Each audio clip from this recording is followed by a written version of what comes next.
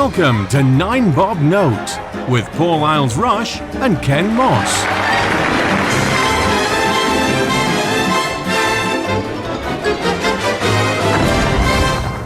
Hello everybody and welcome to 9 Bob Note. I am Paul. And I'm Ken. Good evening, Ken. Bonjour, Paul. Well, it's your turn this week. What have you got for us? Gay penguins. I did not see that one coming. Hit me with it.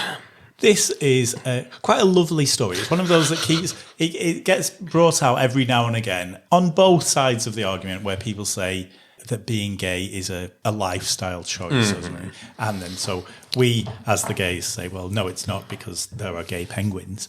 And other people say, well, and dolphins, no. and yes, it does go on. Yeah.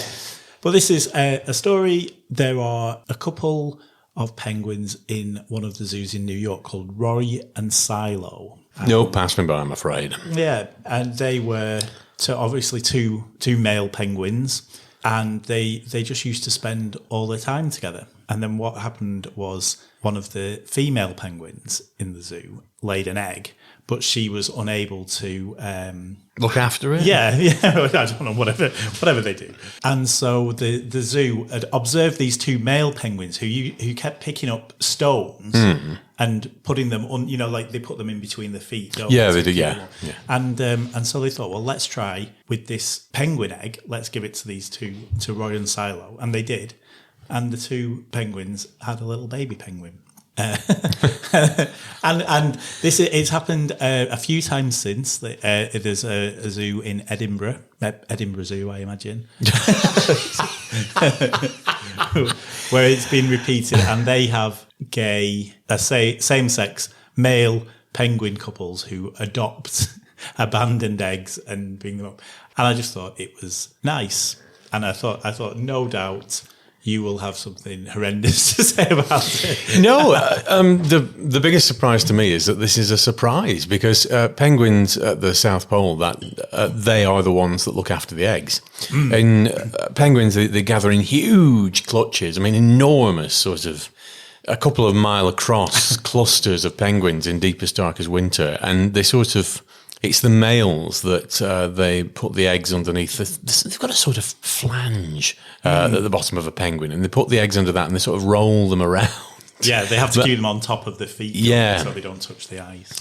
And they walk around in this giant circle, and basically what you end up with is a giant circle of shit-covered ice, basically. But it is the males that look after the eggs. So why this is a surprise to people who actually run a zoo.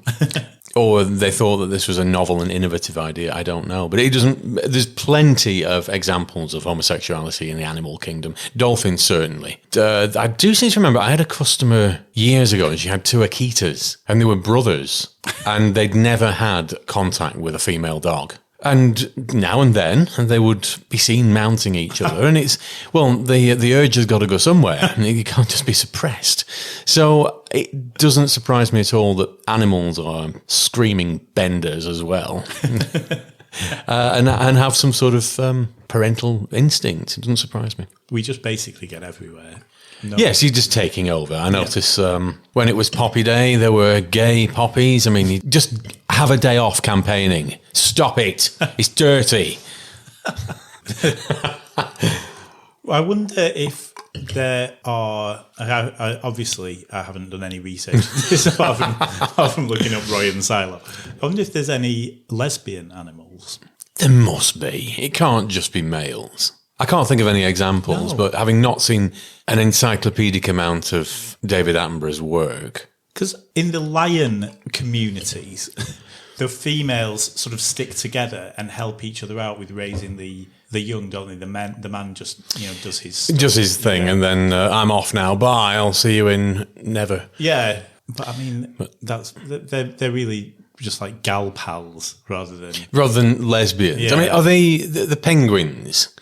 Were they just sort of, was it a bromance or was it just sort of, were they actually mating?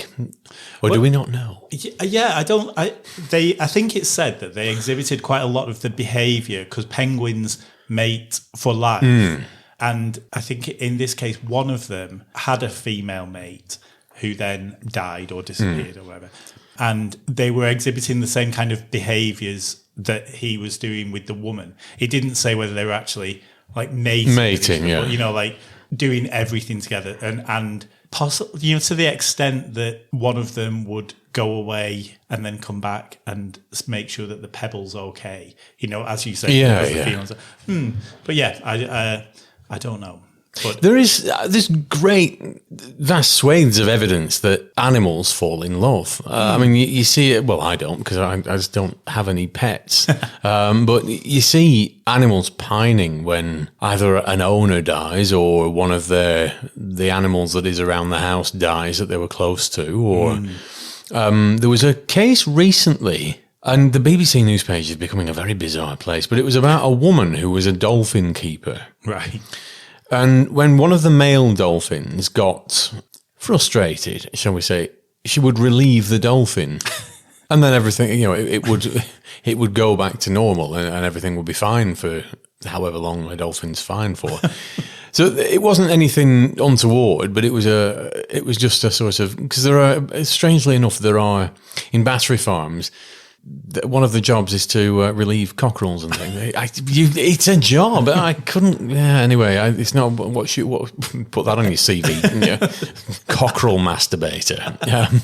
But she was transferred away from whatever sort of aquarium she was looking after, and this particular dolphin just took itself to the bottom of the pool and drowned itself. Oh.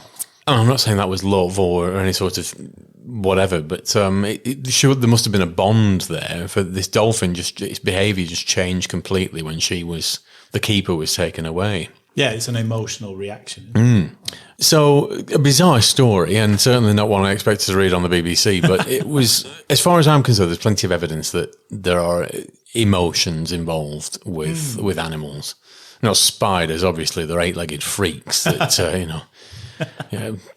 Shall we have sex? Well, yes, go on then. I'm going to eat you after you. So get it over with. Yeah, that's just bizarre. Spiders are weird. Don't like spiders. Absolutely. And of course, we have examples of transgender animals. Yes, we do. There is one particular species of salamander. Not only can salamanders regrow limbs, they can spontaneously change sex. And I'm sure there are other animals. You were going to give me another example, I'm sure. Well, I was thinking of it, as I said, I think the salamander is quite a good example. Seahorses, which don't change their sex, but the male seahorse is the one that gives birth to the babies, which obviously is not the same as being transgender. We've taken a turn. How have we got down this avenue? I mean, the animal kingdom is just this weird myriad of stuff that we've no idea about, understand. I mean, there's so many. 99% of all species that have ever existed are now extinct. Mm-hmm. That's just life cycle. It's nothing to do with the pitiful amount of time that man's been around, although we've done our fair share of extincting. Of all the species that have ever lived, we only know a fraction of the ones that have existed. So there's so much. You're not telling me at least one of them's not a little bit on the gay side. Yeah, we're not just having that. It's not just humans. You can have the neon tetras, the rainbow-coloured fish. You can have those as your official animal kingdom. Yeah, they'll do. They're quite bright, quite camp. There's the rainbow trout, of course. Yeah, slightly smellier. But delicious with buzzer. Yes. And, of course, scampi. Now, I was going to ask you about this. The favourite seafood of the lesbian population. I've never got around to asking you this. A few weeks ago, we did an edition on Mary Cunningham Simpson. And Helen Clark, hello Helen, she posted on Facebook that Paul had forgotten to mention scampi, and I've never got around to asking, what on earth is this? The blame for this can be laid entirely at the feet of my husband. He made an observation once that whenever you go out for a meal, if you are with a lesbian, or if there's lesbians sitting on the next table or something, and you can they'll always order scampi. And that's basically it. We've never asked him for evidence of this to back it up. It's just become empirical fact, I think probably based on the fact that he once heard someone ordering scampi and assumed she was a lesbian. But it's now become the international symbol for lesbian cuisine. So if I ever want to buy Helen a gift, I can just wrap her up a bag of scampi fries and with a bow on it. The mind can wander off in all sorts of directions then. Lesbians only eat bits of... Anyway, I'm not even going there. Right, yes. Yeah, but thank you for clearing that up. Well, that silenced the room. I wasn't sure where we were going to go with this. I just thought it was a nice story. And I just mention it so that gay men are not alone in their homosexuality. Penguins are there too, and now apparently are dolphins. Many other things besides, I'm sure. Yes. So we've literally run out of steam on that subject. Well, it's time to decide feather or not. Gay animals are an important thing in the world. From a reproductive thing, I would say probably not. They're not going to help the extinction cause if they're all turning gay and not having... But however, the ones that are getting together and adopting abandoned eggs are sort of helping. So it's very difficult to know how to rate this one, actually.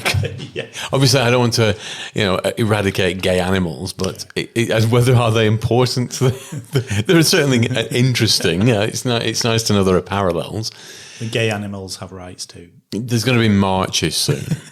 Somebody somewhere's going to have the bright idea of putting a penguin with a placard. And, There is a book. I think we were talking about it the other week about how they teach about gay people in schools, and there is a book about gay people, and the lead characters in that are both penguins. You did mention this, and why are they penguins? Why are we dancing around this issue? It's 2021. It's just got to be confusing, really, more than anything else, hasn't it? So two men penguins can go together and live together and have children, but two men people, are they allowed to? Oh, no. Yeah, very, very strange. I mean, I've only got a month left to keep saying this mantra that it's 2021 before we've got an entire new year to say. But you can talk about gays in textbooks, boys and girls. It should not be a taboo area to wander into for kiddies in this day and age. Shall we use that as an example instead of gay animals? Using gay animals to teach kiddies in school, I'm going to give that a 1. You should be using real human beings. Gay animals in nature, though, it's curiously interesting. It's a 3. Yeah, I think it's kind of nice to know because obviously humans are apparently the intelligent species on the planet. And so there is often the argument that we choose the way that we are. Do people really still argue that toss anymore? Some people, they do. If you read the Daily Mail. No, don't read the Daily Mail. None of you out there read the Daily Mail. Stop what you're doing now. But yeah, so it's nice to sort of be backed up by the fact that these less intelligent animals also have similar instincts in some cases. But yeah, as you say, it's a nice story. Don't use it as a way to avoid talking about people in schools, but just embrace the penguins. Embrace the penguins and let them get on with it. Well done, Roy and Silo. What are you going to round us off with?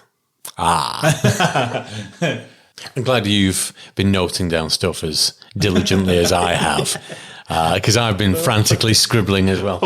All I do, because I always think, this would be good, but then I see something, and so all of my photos and stuff are just memes. And yeah, at the moment, it's the ridiculous things that people are doing with poppies to try and get poppies. That really offended you, didn't it? I just thought there's another one where it was a picture of a person in an army, or a mannequin dressed in an army uniform, and then they made a woman out of poppies with a veil on top, and it's like they were getting married. And I was like, I'm not sure what the message is that you're trying to get across here. It's just very bizarre.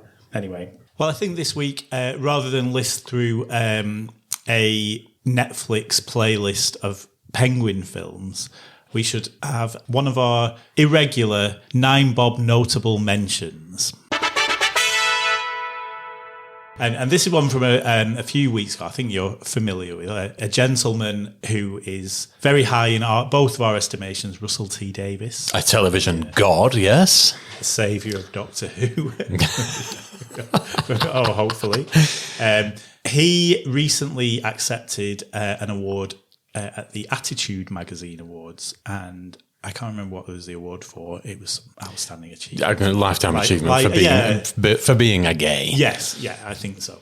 And he used his speech basically to sort of congratulate everybody on how well they're doing and to talk about how far we've come. But also, he added a little bit at the end where he was talking about specifically the LGB Alliance, which is something that I'm sure we'll it has been on the list for a while, but neither of us have bothered to research properly. Yes, yeah.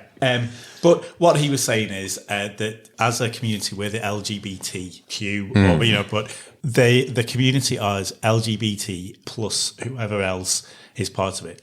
You can't just separate the LGB. And what he did is a very clever thing where he then did about 30 seconds of his speech where he cut the word. The fourth letter off. Cut the fourth letter out of the word. And obviously it didn't make sense. When people belittle us, they love taking the piss out of us. One of the favourite things they do is they go, oh, LGBTQTIA+, isn't that funny? Like, isn't that funny? You've got so many letters. In what society is having too many letters a bad thing? More letters is good. More letters includes everyone. But then along comes the LGBT Alliance and they say, no, we're only going to have 3 letters. We're going to cut off the T. So what they're saying is you can only have words that are 3 letters long. So I thought to myself, can you do that? Can you talk in words that are only 3 letters? Yes, I can. We can talk in words of only 3 letters. But why? Because when you talk like that, you are cruel, you are prep, you are big, you are buyer, you are ugly, you are lazy. To cut out the T is to kill. Thank you very much. The final thing I want to say is the new Doctor Who is Elaine Page. Thank you. But it was a very clever. I mean, he has got quite a way with words, and it was just a nice way to get a point across without being aggressive or any of the other things that we're accused of anytime we say anything to the LGBT Alliance. And it was good that he used his platform. And I think another example of how he has always used his platform to champion LGBT rights, and no doubt will continue to do so. So, cheers, RTD. 2. Which is what his new era is going to be known as. Yes, Queen! Yes, Queen! Yes, Queen! Excellent. Well, we'll on that happy note, we've been quite cheery this weekend. I'm sure we've got happy feet. We have. Crowbarred that one in. Nice. Well done, Ken. And we'll be back next week with something equally cheery, no doubt. Disclaimer, may not be. Thanks for listening, boys and girls. Ta-ta. Bye.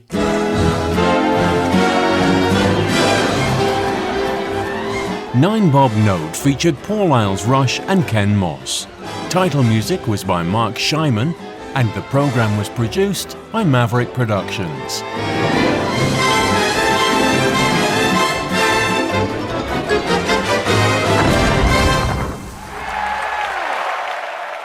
For more information, please visit maverickproductionsuk.blogspot.com or find us on social media.